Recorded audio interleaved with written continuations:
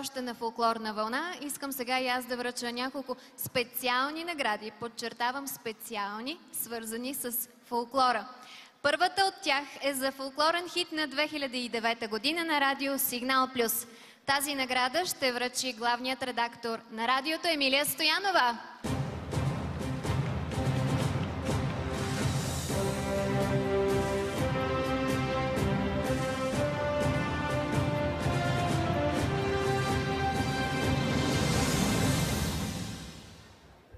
Добър вечер, уважаема публика в зала 1 на НДК. Не ви чувам! Хайде де! Хайде! Добър вечер на телевизионните зрители на телевизия Планета!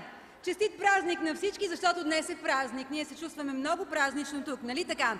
Като стана дума за фолклор и като стана дума за радио Сигнал Плюс, ние имаме една традиция да връчваме фолклорен хит на годината, избран от слушателите на радио Сигнал Плюс, точно тук на сцената в зала 1 на НДК, благодарение на любезната покана на нашите домакини от телевизия Планета.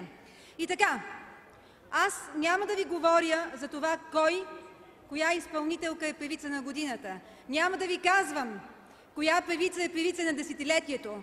Ще ви кажа коя е певицата на певиците, призната от всички нейни колеги от фолклорния жар и от поп-фолк жара. Уважаеми зрители на телевизия Планета, уважаеми слушатели на радио Сигнал Плюс и публика в зала 1 на НДК, вашите аплодисменти за жената глас Нелина. Наградата за фолклорен хит на радио Сигнал Плюс за 2009 година е определена от неговите слушатели сред селекция от 480 фолклорни песни. За втора година наградата печели Нелина, при това с песен от репертуара на Недялка Керанова. Нелина и Намислил Стоян.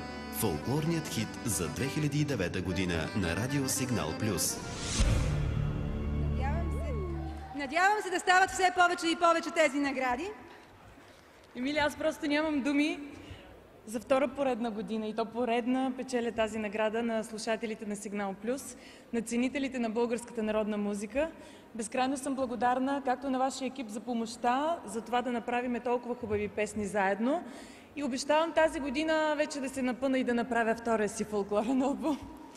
С помощта както на вашия екип, така и на всички мои почитатели. Малко е трудничко, защото, знаете, почти всичко вече е изпято, но когато има толкова много любов и хубава музика, всичко се струва. Благодаря. Имаме традиция тук да пеем фолклорната песен, така че давай, започни.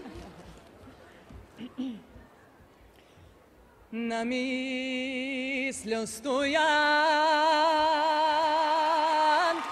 да иде Стамбула,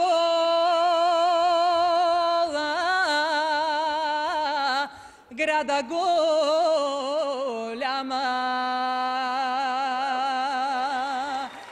тежка